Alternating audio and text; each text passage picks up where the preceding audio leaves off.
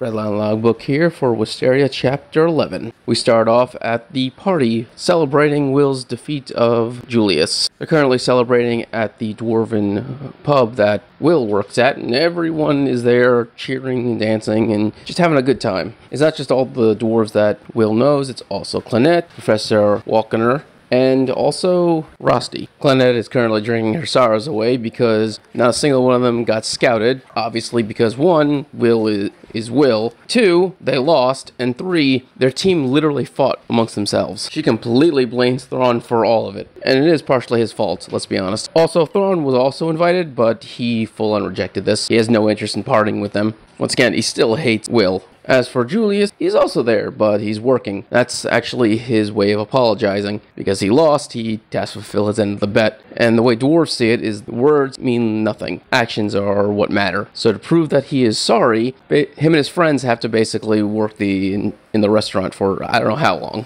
While Walkener has a moment, he goes over to Clonette and basically tries to warn her that things are about to change for Will at the academy. And she assumes that when people just start treating Will properly. And Walker's like, you're so naive. Just wait and see. The next day at school, Will and Clonette are just walking down the halls when they're called out by a random student. So a big exam is about to happen where they basically send the students as teams into the dungeon. And now that everyone knows how powerful Will is, everyone in school basically wants him on their team. Will and Clonette basically get surrounded by just random students all asking to join their team, not that person's team, forget them, work with us, yada yada yada. It's just basically a huge thing where they're all wanting to use Will's strength to help them clear the dungeon to earn a ton of points. Clonette gets offended by this and tries to shoo everyone off, saying that they all treated him like garbage up to this point. This is wrong. And Will's response is basically, so this is what it's like to make friends. Poor boy is so starved of friends, he doesn't understand what a friend is. Sad. One of the girls in the crowd then pushes her way forward, grabs Will's hand, and asks him to join her and her group in the dungeon tomorrow.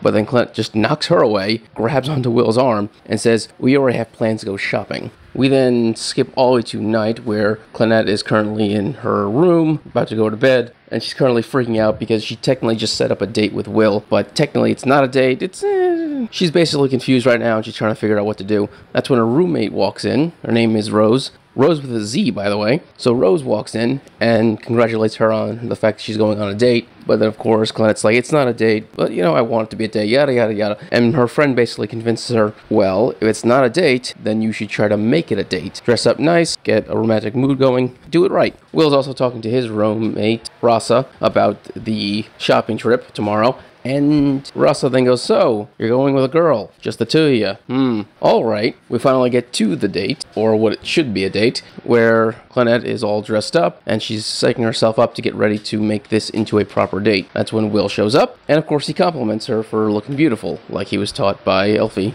That's when Ross just runs up to them and says, I'm sorry I'm late. Yeah, Ross decided he's gonna tag along. Clonette's confused, she doesn't even know who this is. They do basic introductions and she's still confused because why is there another person on this date with them? And that is when Rosti just grabs Will's hand and starts to walk with him forcibly. Of course, Clonette's confused why two men would be holding hands, especially if they're just friends. And that's when Rossi turns his head and basically sticks his tongue at her, basically telling her that, yeah, he's taking this date. And every little date thing that Clonette had planned, basically Rossi just steals from her. So they go to a bookstore, Rossi picks out the perfect book for Will. They go to the tailor, Rossi picks out a suit for Will before she could. Clonette takes them to get ice cream, and before Clonette can even do anything, Lassie decides to lick Will's ice cream. Lassie then disappears to get some drinks, leaving Will and Clonette on a bench, where she finally freaks out and says, who is that person? Are they a girl in disguise? I don't understand. Will's like, no, they're not a girl in disguise, and they've been a friend with me for years now. But Clonette's convinced, like, no,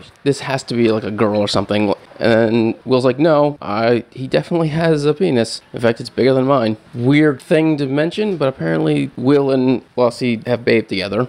That's when Lassie shows back up, gives them their drinks, and then before he can ask to share with Will, of course, Clonette interrupts him for the first time and says, we can share, here you go. That's when Lassie decides to tell Will, hey, you should go get your sword checked out. And then Will's like, well, we can all go together. No. The dwarves won't like mages, so you should just go alone. Obviously, this is just an excuse so these two can talk. Clonette straight up asks, do you like Will? And Lossie's response is, yes, he does. Yeah, so Lossie's gay, and apparently he's had a thing for Will for a while, and these two are now competing over Will. First off, they both know Will's in love with Elfie, so even Clint doesn't have a chance. But even if Will stopped being in love with Elfie, he's clearly straight, so I don't even understand why Lossie's even trying. Like, what is even the point?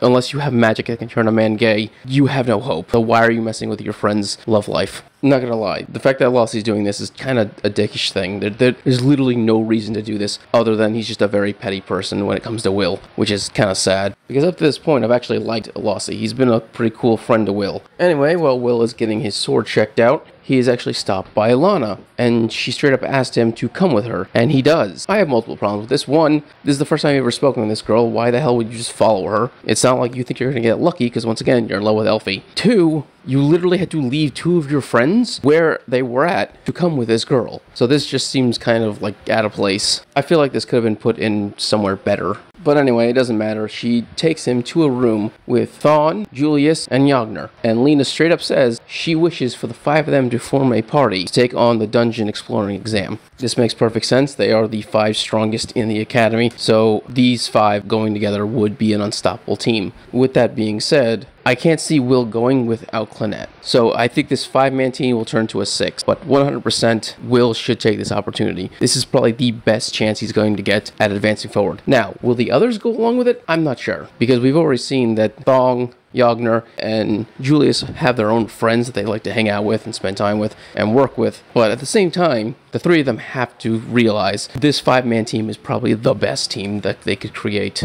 This would be their best chance. And the fact that they all accepted Lena's proposal to even meet with them and have this meeting means that they all know that this is their best chance. Alright, if you enjoyed this video, subscribe, give it a thumbs up so you enjoy more Wistoria and other anime things. Thank you and have a great day.